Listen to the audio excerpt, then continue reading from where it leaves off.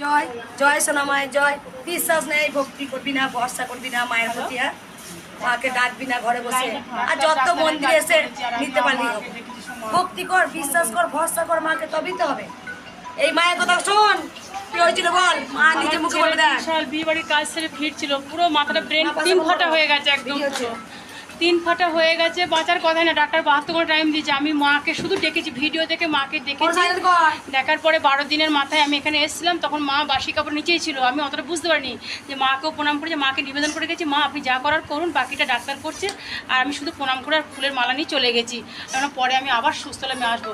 মোটামুটি আজ 1 মাস 22 দিন হচ্ছে, 3 মাস এখন রেস্ট, প্লাস আরও 3 মাস পরে আরেকটা ওটি হবে, যেটা স্কালটা খোলা আছে, ওটাও হবে। তা আমি ঠাকুর আসছি।